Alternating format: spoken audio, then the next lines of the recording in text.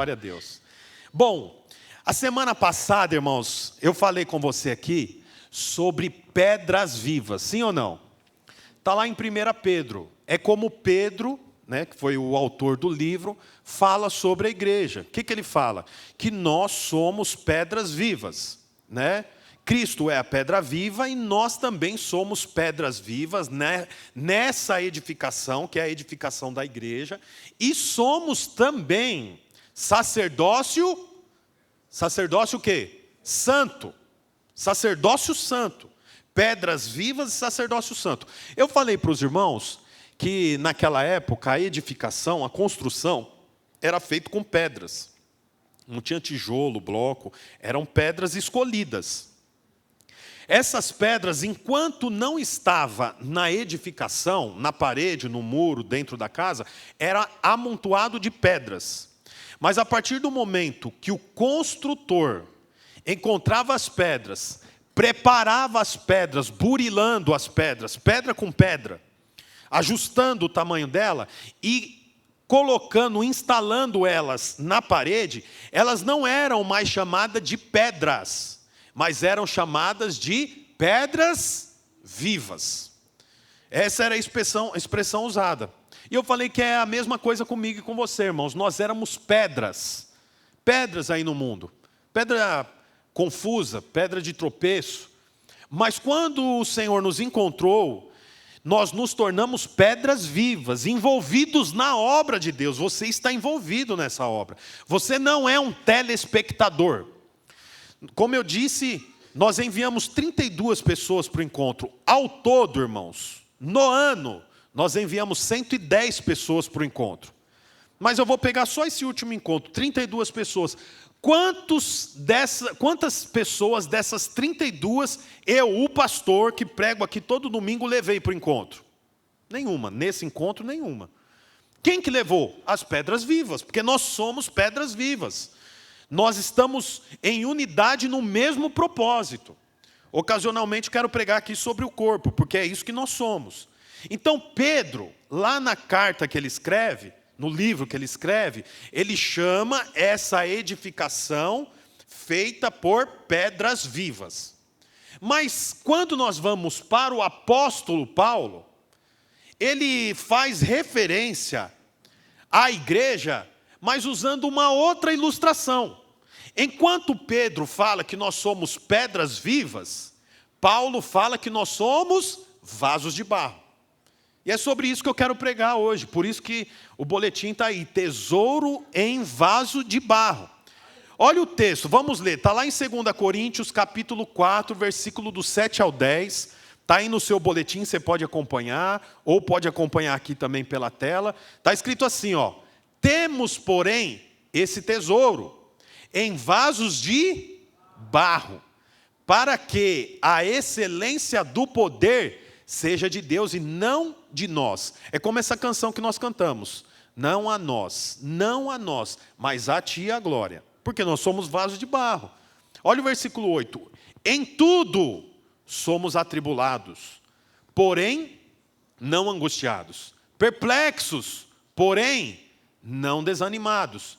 Perseguidos, porém não desamparados. Abatidos, porém não destruídos.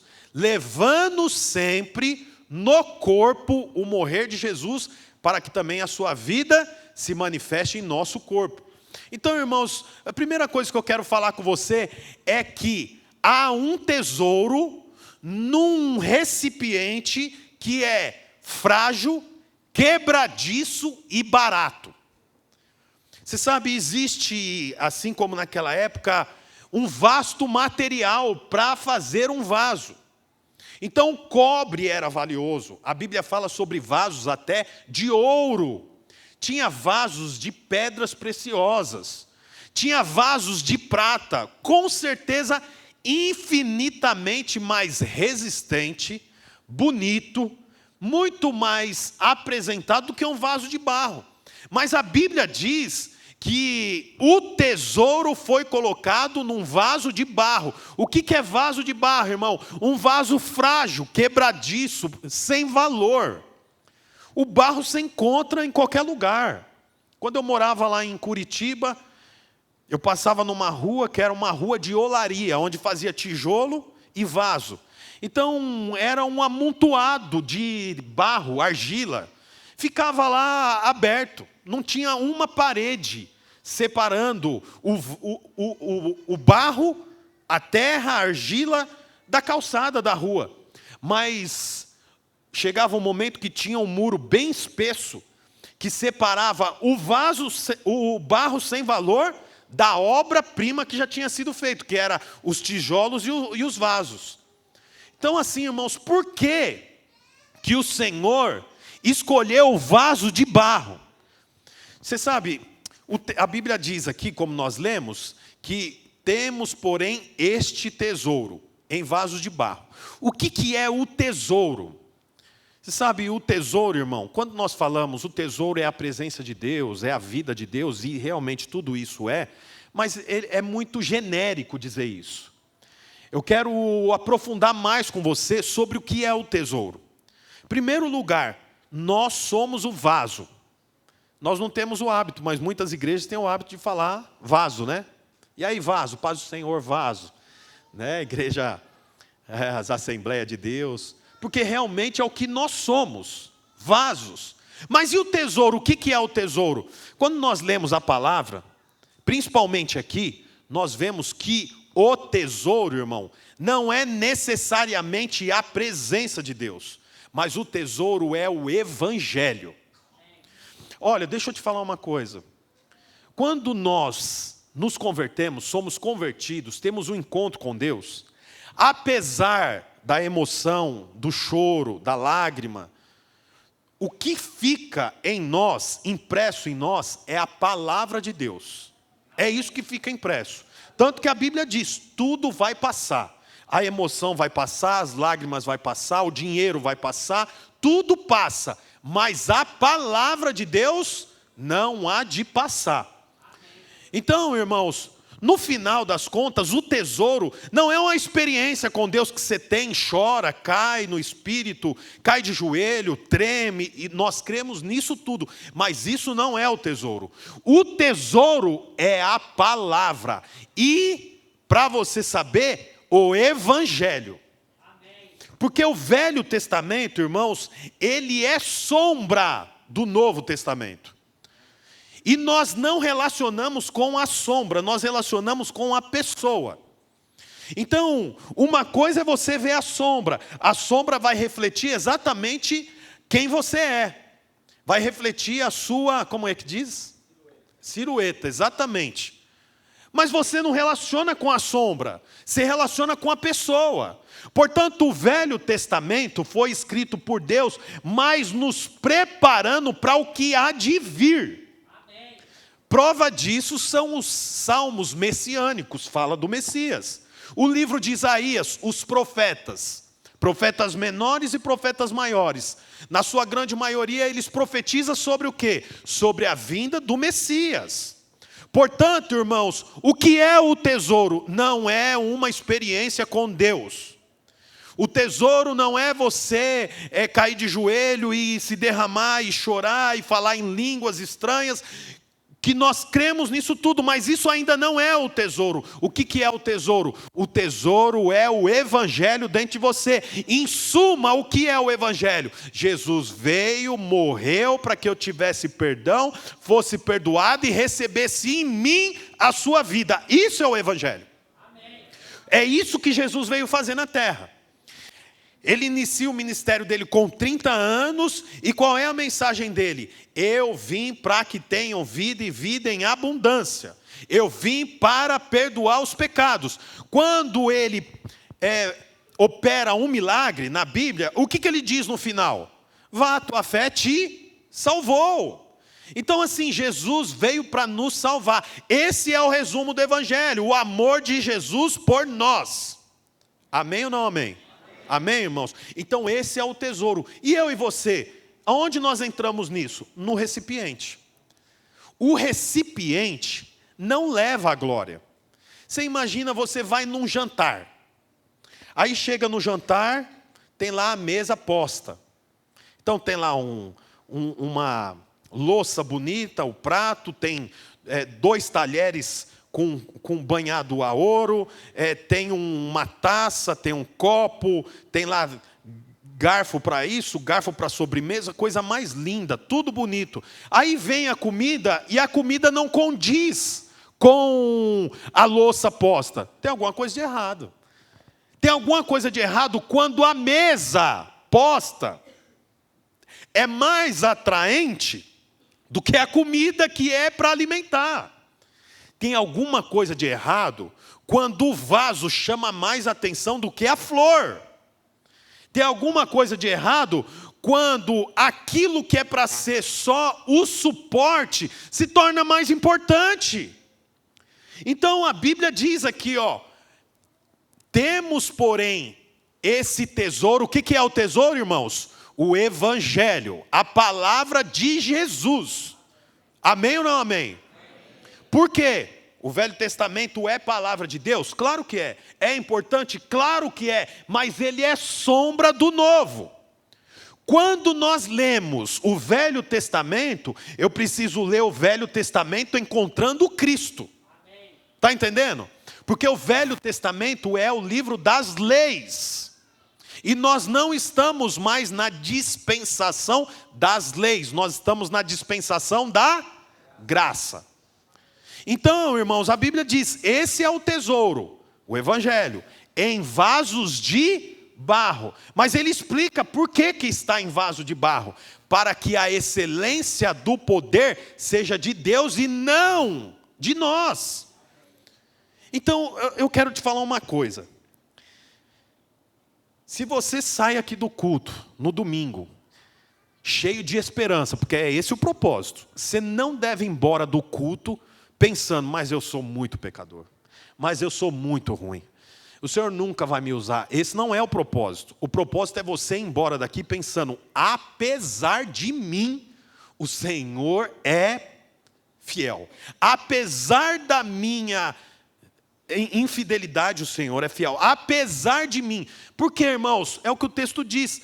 O Senhor escolheu vasos de barro para que só haja uma glória. Qual é a glória? A dele. Amém. Então, irmãos, eu quero encorajar você de que o Senhor não escolheu um vaso de ferro. Qual seria o benefício de um vaso de ferro, gente? Resistência, durabilidade. O Senhor não escolheu um vaso de ouro. Qual é o benefício do vaso de ouro? Valor alto, glória. Imagina, você põe lá uma flor dentro do vaso, mas o vaso é de ouro. Quem que está preocupado com o conteúdo? Está preocupado com o vaso. Esse vaso não pode ficar para fora porque alguém vai levar embora. Por que vai levar embora? Por causa do conteúdo? Não, por causa do vaso. Agora, e um vaso de barro, irmãos? Vaso de barro, ele é falho. Qualquer batidinha, o que acontece com o vaso de barro? Quebra. Qualquer encostadinha, um vaso de barro, se ele tiver sem o verniz, você encostou a mão molhada, fica a mão. É um vaso que, com pouca coisa, ele se marca inteiro. Essa é a minha e a sua realidade. E é nesse tipo de pessoa que o Senhor escolheu colocar o conteúdo dele. Deixa eu te falar uma coisa.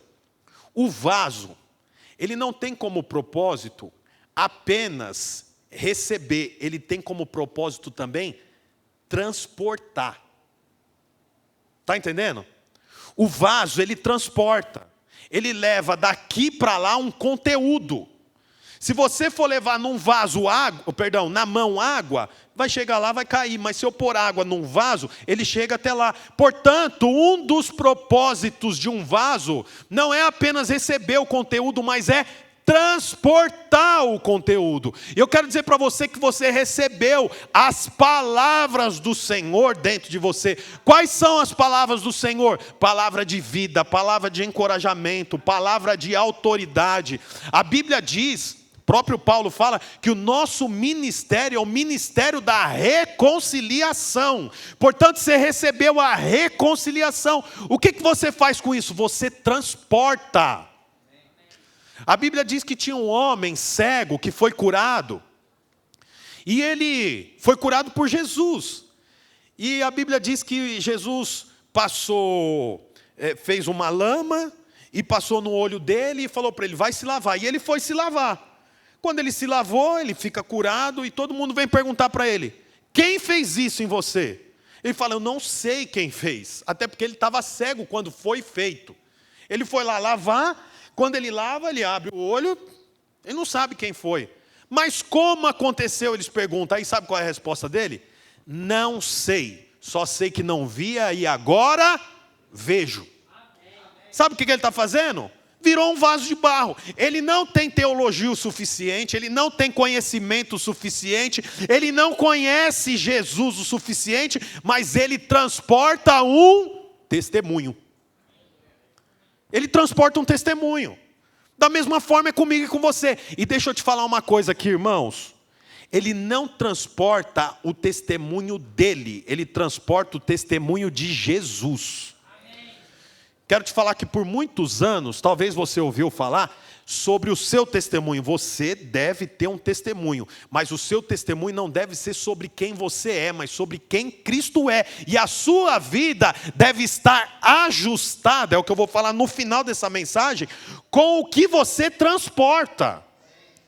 Você é um vaso frágil, que quebra, que o valor é pequeno, que é quebradiço. Se encostar, quebrou. Se bater, quebrou. Tem que tomar o maior cuidado. Esse é você, esse sou eu.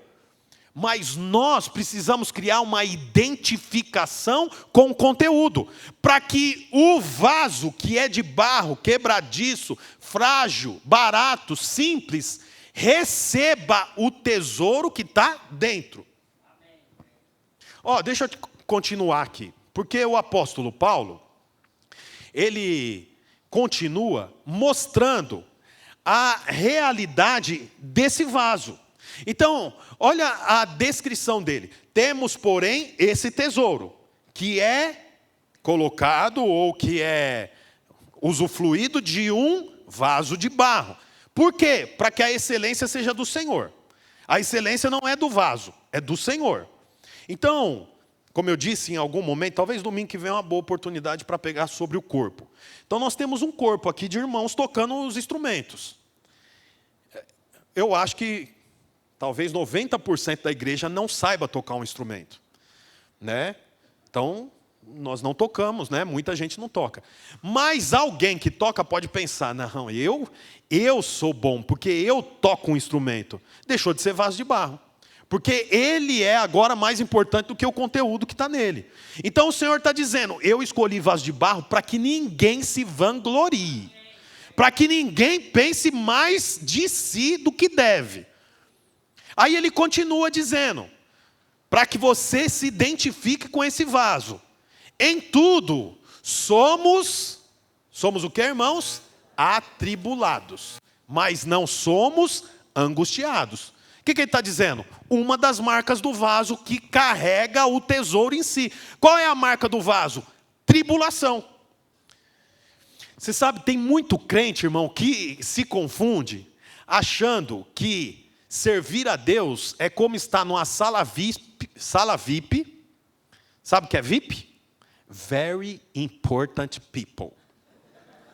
Sabe o que significa? Gente importante. Então o cara se converte, a irmã se converte, ele acha que tem que acabar tudo, porque ele está na sala VIP antes de ir para o céu. Então agora ele não vai sofrer nenhuma queda.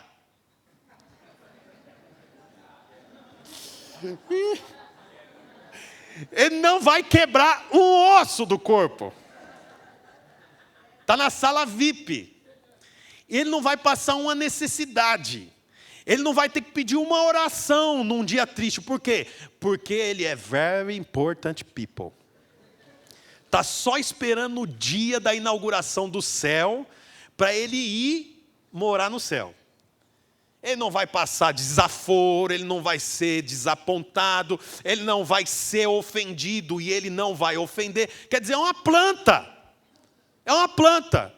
Mas a Bíblia diz que o mesmo sol que brilha sobre o justo, brilha sobre o injusto. Só que tem uma coisa, é engraçado isso, porque o mesmo sol pode brilhar no barro e pode aquecer o barro e pode aquecer a cera. O sol aquece o barro endurece. O sol aquece a cera amolece, derrete. Então, o sol é o mesmo, o que muda é quem recebe o sol. Portanto, o texto diz que o mesmo sol brilha sobre o justo e brilha sobre o injusto. Então, você que é justo, amém? Quantos justos nós temos aqui? Por que você é justo, irmão? Porque Cristo te justificou. É na conta dele que nós somos justos. Então, ele pensa assim, nossa, já está dando 11h30, não falei nem um ponto ainda. Mas veja bem, o mesmo sol brilha, um endurece, aí ele endurece e fala o quê? Não vou mais para a igreja. Um desaforo que fizeram comigo. A igreja não valoriza os seus soldados. A igreja não ama aqueles que se entregaram por ela. O que é isso, irmão? É barro ou é cera? Barro. Porque o sol brilhou, ele endureceu. Eu não sou mais anfitrião, desaforo. Fui anfitrião 2 anos. Sabe o que eu ganhei? Uma caneca escrito obrigado, anfitrião. Fui líder de célula há 5 anos. Sabe o que eu ganhei? Obrigado, irmão, por tudo que você fez por nós. Foi só isso. Sabe o que é, irmãos? O sol está brilhando, só que não é cera, é barro, endureceu o coração. Agora a cera não, o sol brilhou, ele amolece. Oh Jesus, obrigado por essa caneca. Sabe por quê? Porque a gratidão abre a porta para o próximo milagre. 10 leprosos, 9 não voltou para agradecer. O que eles receberam? Cura. Mas o 10º voltou para receber. O que ele recebeu? Além da cura, salvação. É o que Jesus disse.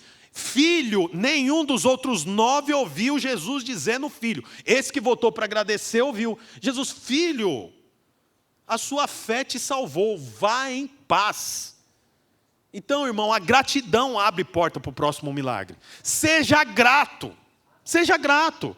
Eu recebi uma ligação esses dias de um irmão muito entristecido por causa do trabalho. É que ele me ligou no dia que eu soube que ia operar. Aí ele reclamou, tal, porque eu fui trocado de departamento, o salário baixou, porque eu não tal. Aí eu falei, irmão, agradece.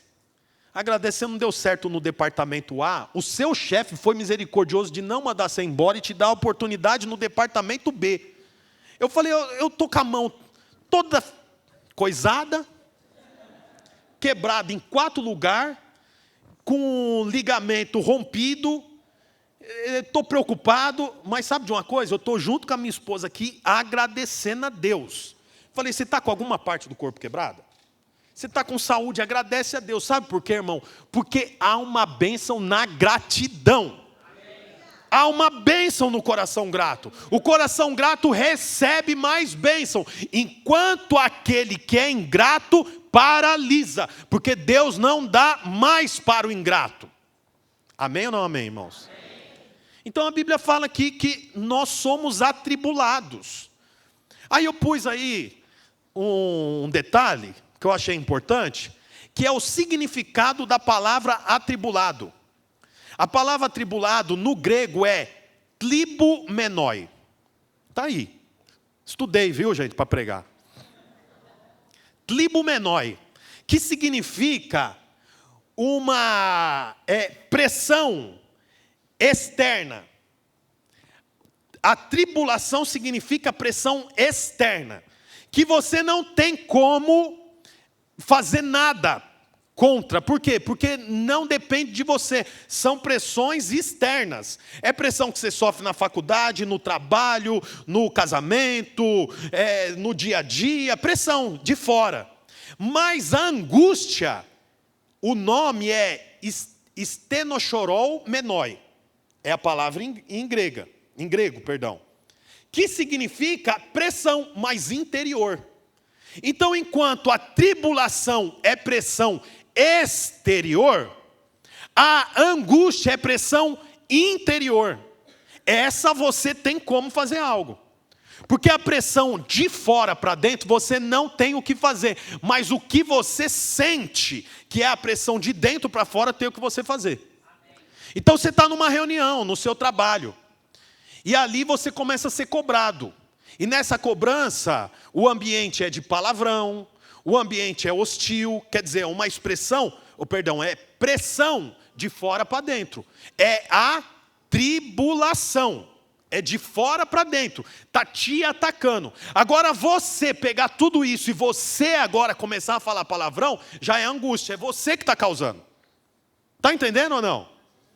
Domingo passado, no culto da noite, eu contei um testemunho aqui. De quando eu era adolescente. Tinha 11 para 12 anos. E na escola começou um bafafá. Que tinha uma mocinha que queria ficar comigo. Me beijar. E eu, crente, falei, não vou beijar ela. Eu vou beijar minha esposa. Eu falava desse jeito. Eu vou beijar minha esposa. Ninguém entendia nada, meus amigos, né? 12 anos, entende alguma coisa? Mas eu entendia. Por quê? Porque eu era cristão. Eu já era convertido. Mas começou uma pressão. Os meninos rindo de mim, fazendo piada, escrevendo meu nome, o nome da menina na lousa e fazendo coração, sabe? Tudo isso, para um garoto de 11, 12 anos, é pressão. E eu me lembro disso como se fosse ontem. Então, quer dizer, o que eu estava passando? Tribulação. Não tinha o que eu fazer.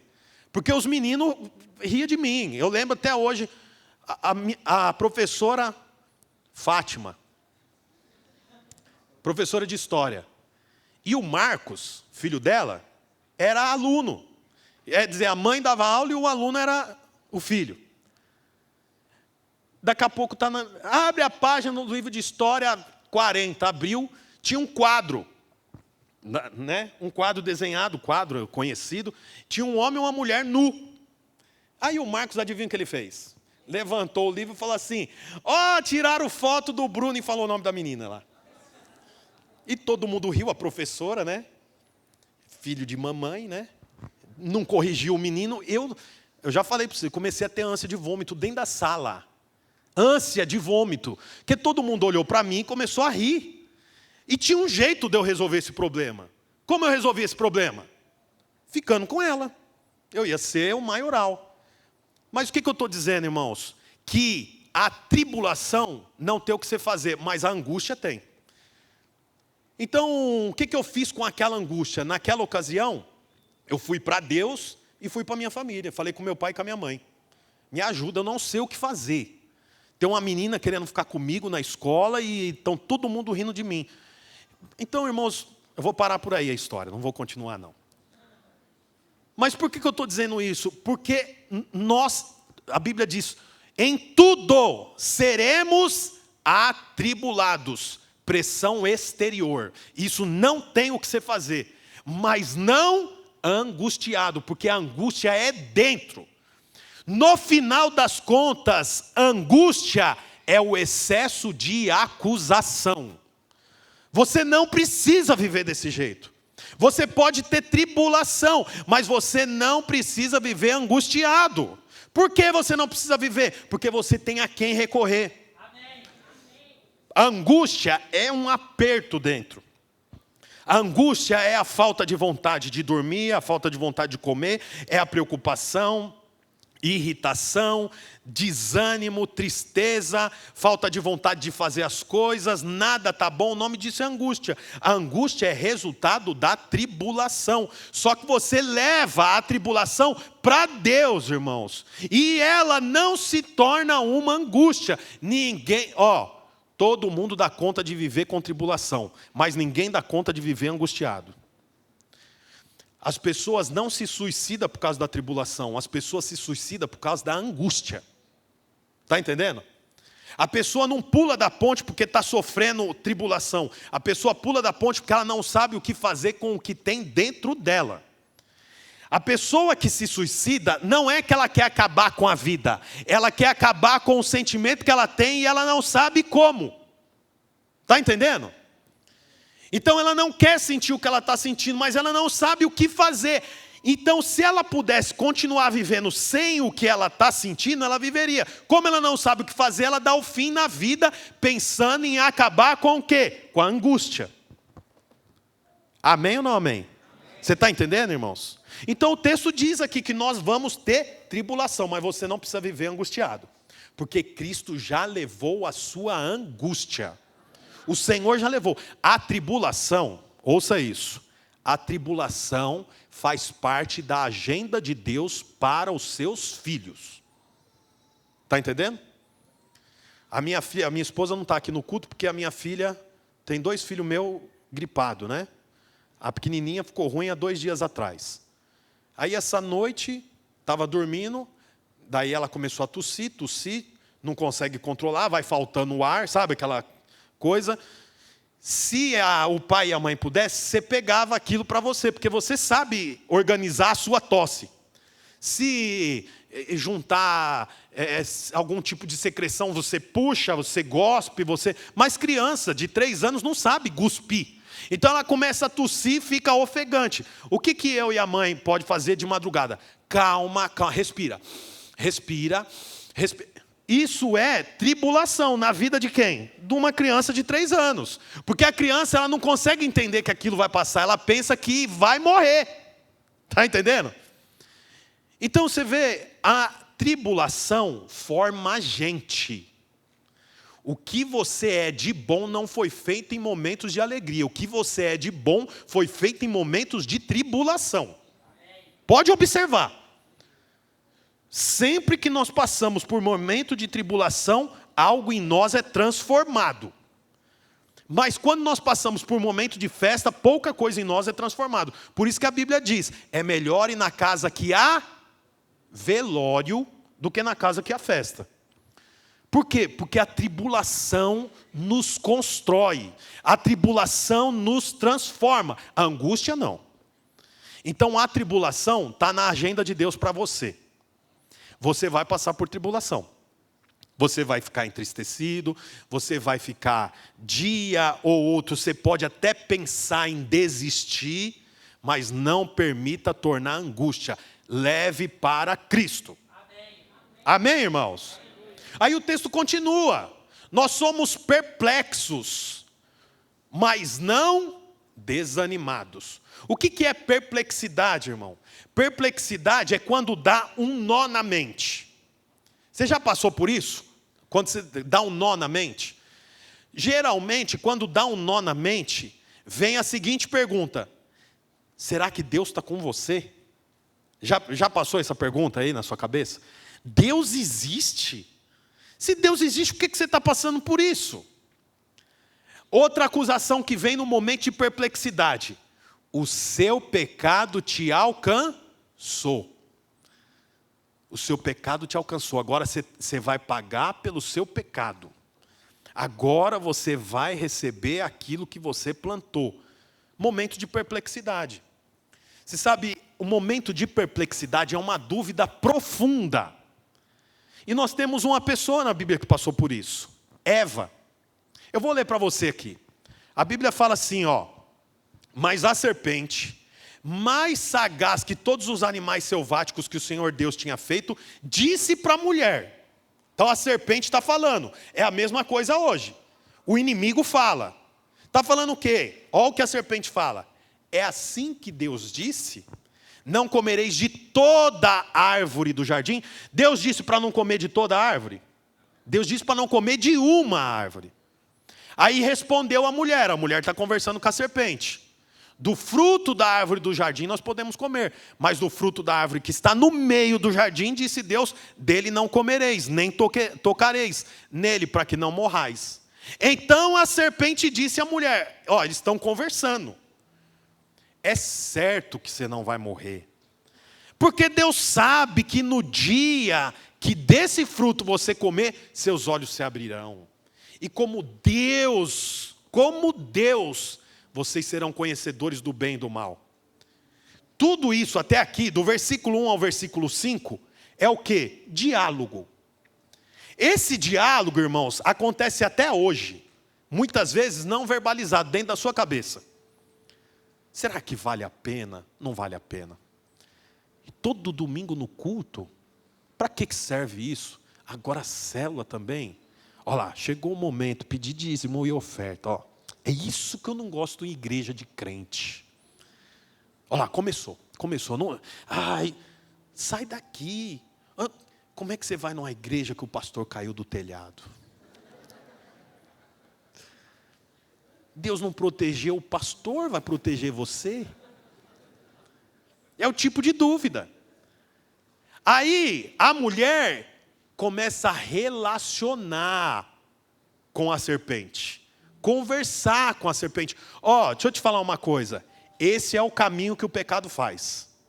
Primeiro, ele atrai a sua atenção. Depois ele diz que não é tão grave. E por último, leva você a consumir. Quer dizer, quanto mais tempo você passa diante da tentação, mais fácil fica para você cair. Aí é um momento de perplexidade. Olha o versículo 6, é um momento de perplexidade.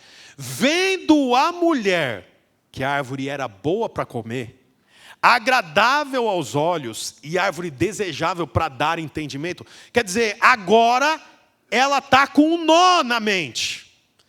Será que Deus não errou?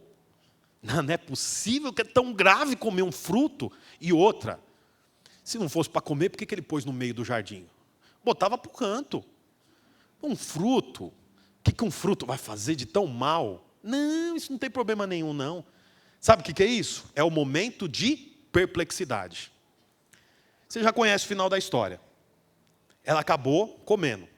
Comeu do fruto. Os dois, logo depois de comer do fruto, sentiram medo, acusação, desânimo. Então o texto diz que nós vamos muitas vezes ficar perplexo, confuso. Mas tem um jeito para você vencer. E essa experiência que eu acabei de contar é a de Eva, mas tem a experiência do próprio Jesus.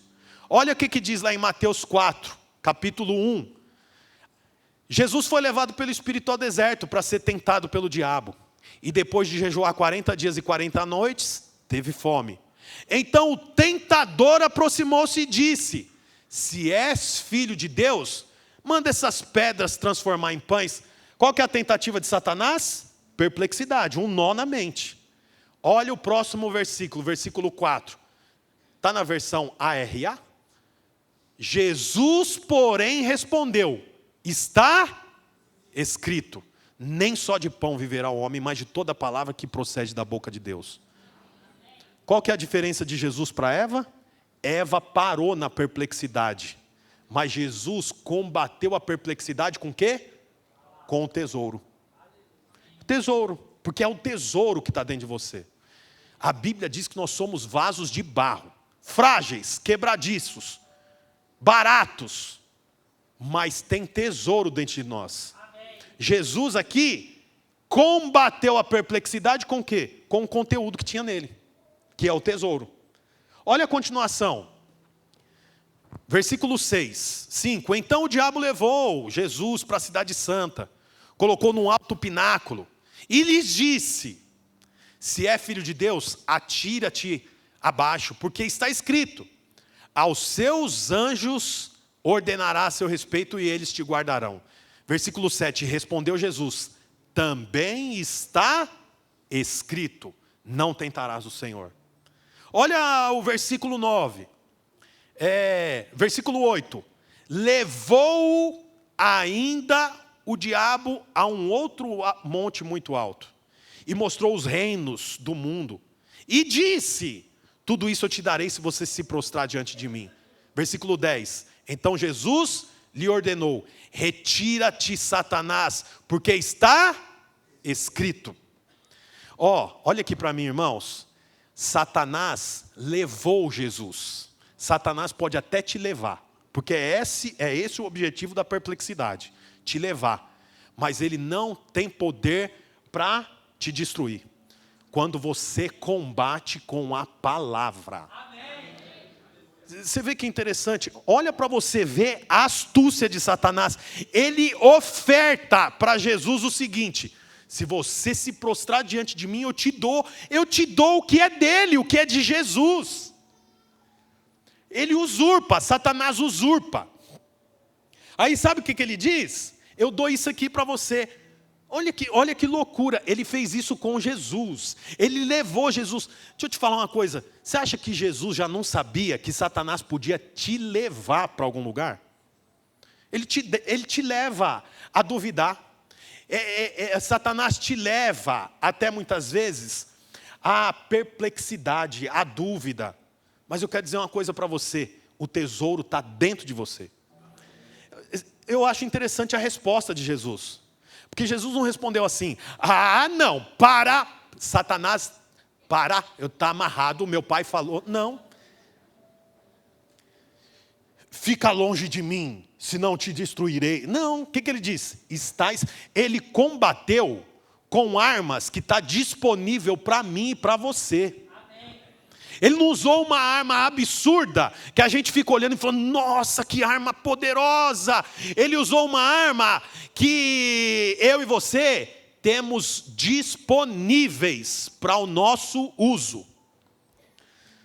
Eu estava ouvindo uma declaração de um policial que estava na operação no Rio de Janeiro, e ele falou assim, sabe por que morreu 120 e tantos, não sei, soldados do crime? Porque são tudo garotos de 15, 16, 17, 20 anos. Ele falou assim, o que eles têm de idade, o BOPE tem de tempo de profissão. Então, um policial do BOPE, com um fuzil, ele usa todas as ferramentas disponíveis na arma. Um garoto que não tem estrutura, não tem aula, não tem ensino, não tem idade, quando ele atira, o fuzil já sai de lugar, porque ele não tem ombro, ele não tem estrutura para segurar o coice do fuzil. Então, irmão, você sabe, tem um tesouro em você, mas se você não sabe usar, é igual um garoto no morro atirando com um fuzil. Não causa nenhuma mudança, nenhuma diferença. Tinha não sei quantos soldados, morreu 4. Garotos, morreu 130 e tantos, homens, jovens, 130 e tantos, 20 e poucos, agora eu não me lembro. Sabe por quê? Porque tem uma baita ferramenta na mão, mas não sabe usar. Quero dizer para você, meu irmão, que você sabe que você é vaso de barro. Você tem que saber, é o tesouro que tem em você. Isso muda tudo. Saber que você é vaso de barro não muda muita coisa. Mas ter clareza que tem um tesouro dentro de você, que é a palavra de Deus, muda tudo. O apóstolo Paulo continua dizendo, vocês são perseguidos, nós somos perseguidos, mas não desamparados. Sabe quem está falando isso? Paulo, que foi perseguido em Damasco, rejeitado em Jerusalém, esquecido em Tarso, apedrejado em Listra, açoitado em Filipos, chamado de impostor em Corinto, enfrentou feras em Éfeso, naufragou a caminho de Roma e foi mordido por cobra em Malta. Isso tudo, e muito mais, eu não coloquei mais, senão dava mais coisa ainda. Parece isso que eu li aqui, parece estrofe de um poema. Mas tudo isso aconteceu com Paulo. Mas sabe o que ele está dizendo? Nunca fui desamparado. Olha o texto que ele põe aqui, ó. Na minha primeira defesa, ninguém foi a meu favor. Antes, todos me abandonaram. E sabe quem é esse todos aqui que abandonaram ele?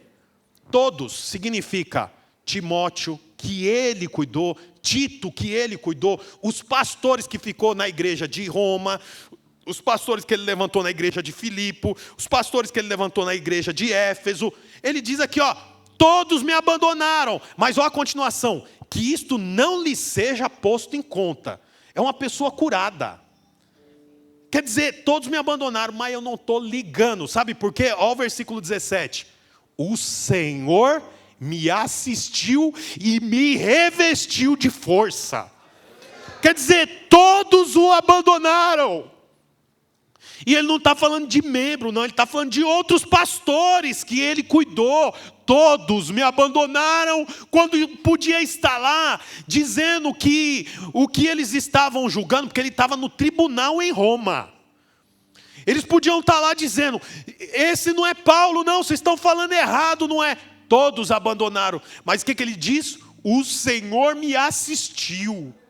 e me revestiu de força. Assistir, irmão, não é ficar vendo. Assistiu é de dar assistência. A assistência de Paulo veio do Senhor. A assistência de Paulo veio do céu. A mesma forma é com você. Nós somos uma igreja em célula e ocasionalmente eu vejo membros entristecidos. Por quê? Porque foi meu aniversário, o líder não me mandou uma mensagem. Porque eu estou obrigado, eu estou com um problema na minha família e o líder não foi atrás de mim. O discipulador não me ligou. Eu me acidentei e não recebi uma mensagem. Irmão, deixa eu te falar uma coisa. Ainda que todos te abandonem, Cristo te assiste.